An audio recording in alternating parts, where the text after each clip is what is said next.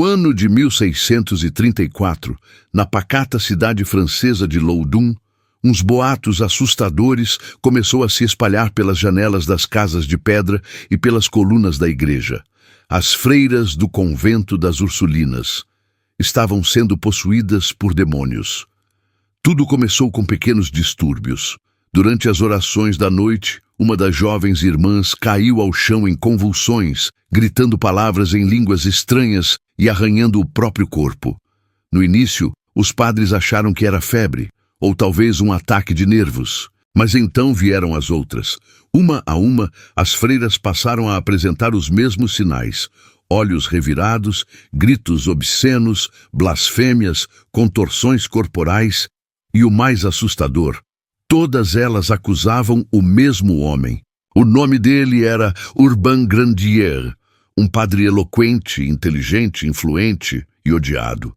Ele era conhecido por desafiar as autoridades eclesiásticas, escrever textos críticos à igreja e manter em segredo relações com mulheres da cidade. O próprio povo murmurava que ele era charmoso demais, bonito demais, perigoso demais. Quando a Madre Jeanne, a superiora do convento, passou a gritar o nome dele durante seus ataques, alegando que ele havia enviado um demônio para possuí-la durante a noite, a cidade se dividiu. Alguns diziam que era tudo invenção, histeria coletiva causada pelo confinamento, pela repressão ou mesmo por vingança. Outros juravam de joelhos. Aquilo era pura bruxaria. O bispo foi chamado. Exorcistas vieram. Soldados cercaram o convento. O povo se aglomerava do lado de fora dos muros, como se esperassem uma aparição ou um milagre. Mas o que encontraram foi pior que qualquer lenda. Freiras urrando como animais, engasgando com água benta e falando com vozes que não pertenciam a elas. A fama do caso correu à França. O rei Luís XIII ouviu falar. A igreja tremeu, e enquanto os olhos da nação se voltavam para Loudun, Urbain Grandier foi preso, acusado de pacto com o diabo e condenado sem direito à defesa real. Mas a pergunta que ficou no ar até hoje e que ninguém ousa responder é: as freiras estavam possuídas ou manipuladas? Não era mais um caso isolado. Agora, o mal parecia ter tomado conta de todas. O convento inteiro virou um palco para o inferno. À medida que os dias passavam, os eventos em Loudun atingiam níveis cada vez mais insanos. As freiras urravam em plena missa, quebravam imagens de santos com as mãos nuas e se contorciam nos corredores como serpentes. Diziam estar sendo tocadas por mãos invisíveis, arranhadas por garras que não podiam ver. As sessões de exorcismo, realizadas quase diariamente, viraram espetáculos públicos. Padres, nobres e curiosos se acotovelavam para assistir. E quanto mais pessoas assistiam, mais as freiras gritavam. A Madre Jeanne, de apenas 25 anos, era a mais afetada. Ela dizia que Urbain Grandier aparecia nos seus sonhos, vestido de negro, e lhe sussurrava rituais.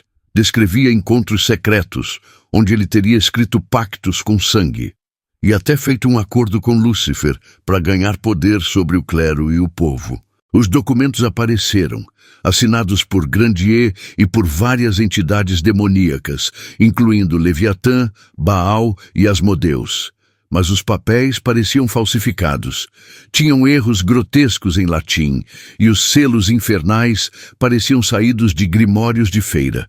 Ainda assim, foram aceitos no tribunal. Grandier foi torturado com ferro em brasa, teve as pernas esmagadas e a carne queimada antes mesmo do julgamento terminar. E mesmo assim, não confessou. Sou inocente, e o Senhor me julgará quando todos vocês forem pó, disse ele diante dos inquisidores.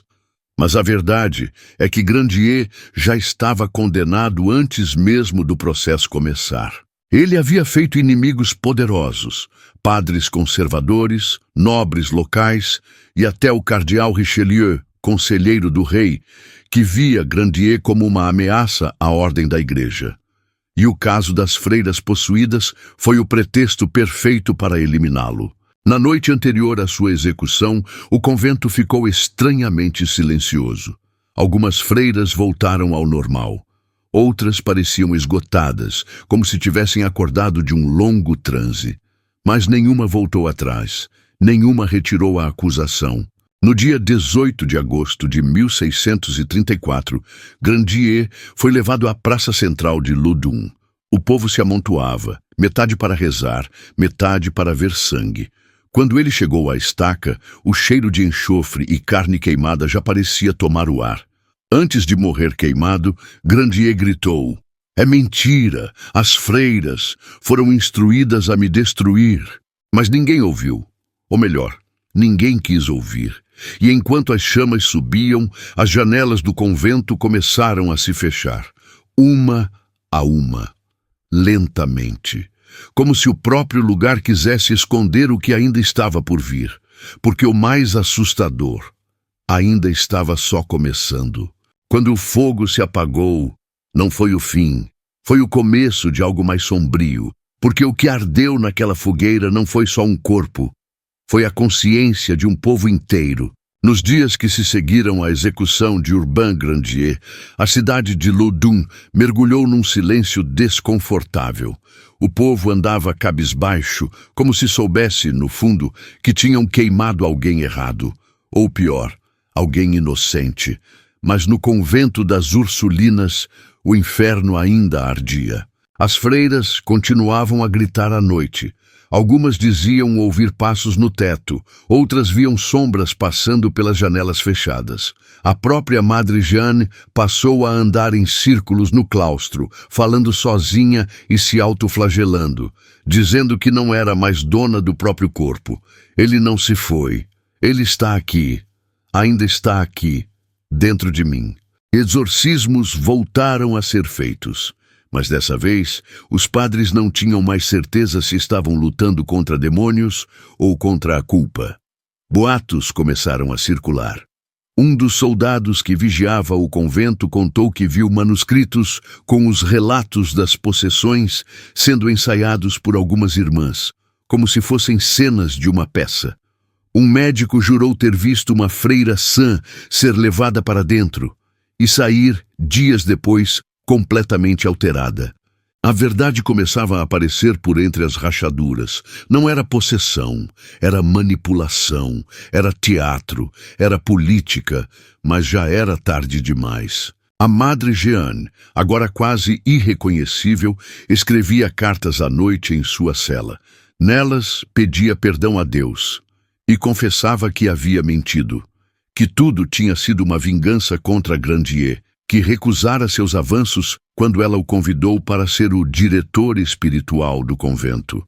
Segundo ela, a ideia da possessão surgiu como uma forma de expurgar seus próprios pecados. Mas o plano fugiu ao controle. Quando o povo acreditou, eu acreditei também. Era mais fácil culpar o demônio do que o meu desejo. Mas a carta nunca foi entregue. Sumiu. Assim como sumiram os registros dos interrogatórios, os nomes dos inquisidores e até os papéis com os pactos demoníacos. Aos poucos, o caso foi enterrado pela própria igreja, que agora via tudo como um escândalo inconveniente. E o convento? O convento entrou em ruína. As freiras começaram a desaparecer uma a uma. Algumas foram internadas, outras simplesmente se perderam nos campos. Uma foi encontrada num poço, com os olhos arrancados e a boca costurada. Ninguém mais ousava se aproximar daquele lugar, nem os padres, nem os fiéis, nem os soldados. Era como se Loudun tivesse sido marcada, como se a cidade tivesse cruzado uma linha e o que estava do outro lado não podia mais ser desfeito. O que é mais fácil acreditar? Que o mal vem de fora ou que ele nasce dentro da gente? Décadas se passaram. O caso das freiras de Loudun foi varrido para debaixo dos tapetes da história. Os documentos desapareceram, os registros foram silenciados, e o nome de Urbain Grandier virou apenas um sussurro entre estudiosos e um aviso entre os fantasmas. Mas o que realmente aconteceu ali? Será que aquelas mulheres estavam mesmo possuídas por demônios? Ou foram manipuladas, pressionadas, sufocadas por um sistema que transformava fé em arma, desejo em pecado e liberdade em condenação? Ou seria ainda pior? E se o mal estivesse nos dois lados? Em 1950, durante reformas nos arredores do antigo convento, trabalhadores encontraram uma parede oca atrás da antiga capela. Dentro havia ossos, pequenos, amarrados com fios de ferro, e junto deles uma cruz invertida entalhada em pedra. Nenhum corpo de freira desaparecida foi oficialmente identificado. Mas os moradores da região sabem. Aquela parede foi construída às pressas, na mesma semana em que a última freira sumiu. O local foi lacrado novamente e nunca mais tocado. Hoje, Loudun é só mais uma cidade antiga na França. Turística, histórica, pacata.